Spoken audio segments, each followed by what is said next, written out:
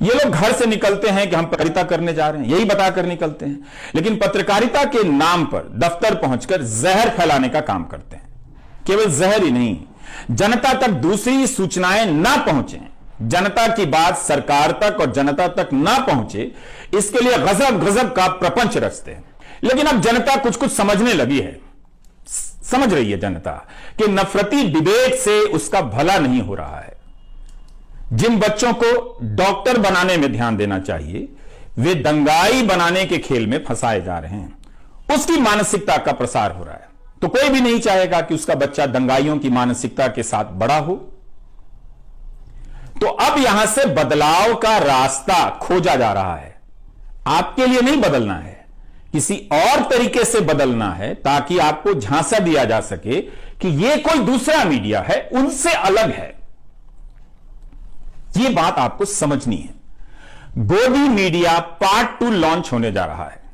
एंकरों की जगहें बदली जा रही हैं। आप देखेंगे एक एंकर यहां से वहां जा रहा है, वहां से यहां आ रहा है।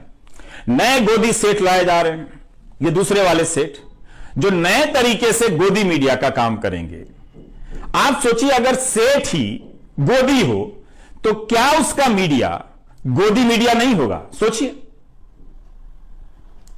जिस सेठ का सारा काम सरकार से जुड़ा हो, कई तरह की सरकारों से जुड़ा हो, क्या वो सरकार से सवाल पूछ पाएगा? आप सोचिए, आपके लिए कौन पूछेगा, कौन बोलेगा? जब आपको लगेगा कि आपके लिए किसी को बोलना चाहिए, तब यह गोदी मीडिया पार्ट 2 क्या करेगा? विदेशों में भारत का नाम कैसे हो रहा है, डंका कैसे बज रहा है, इसकी कहानी बताकर आपको अपनी परेशानियों से दूर करेगा और उन्हें बंद कर देगा व्यापक जनता के बीच पहुंचने से। आपकी तनख्वाह 4 साल से नहीं बढ़ी है, बच्चों को पढ़ा नहीं पा रहे हैं, अच्छे कॉलेज नहीं हैं, और गोदी मीडिया इस पर बात नहीं करेगा।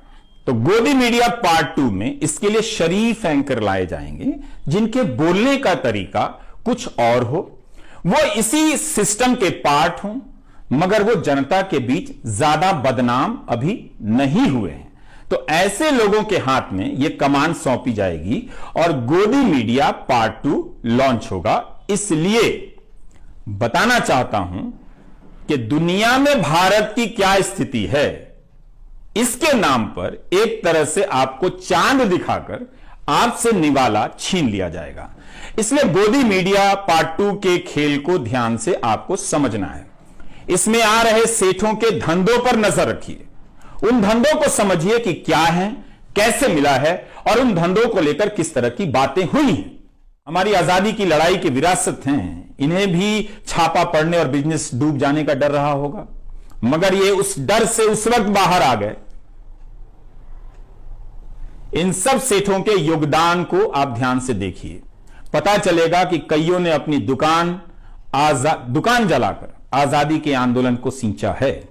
आज भी ऐसे कई सेठ हैं जो भारत को इन्हीं सपनों के साथ देखना चाहते हैं, आज भी, मगर वे डर गए हैं, डरा दिए गए हैं, इसलिए अब नहीं बोलते हैं। एक छोटा सा किस्सा और, 1937 में कांग्रेस ने कई प्रांतों में सरकार बनाई।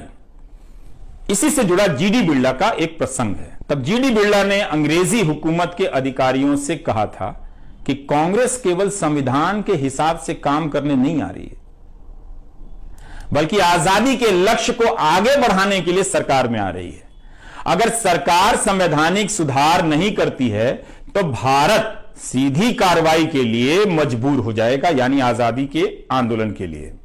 इसका मतलब तो यही था कि जनता अहिंसक रूप से सरकार की बात मानने से इनकार कर देगी, सिविल नाफरमानी कर देगी। यह हमारा इतिहास है। वक्त फिल्म में एक चिनॉय सेठ हुआ करता था, लेकिन अब वो गोदी सेठ में बदल गया है। इसलिए आज का वीडियो बनाना पड़ा, बताने के लिए कि गोदी सेठ भारत की जनता को चवन्नी ना समझे। मीडिया और पत्रकार बिक सकते हैं, लेकिन जनता को कोई नहीं खरीद सकता।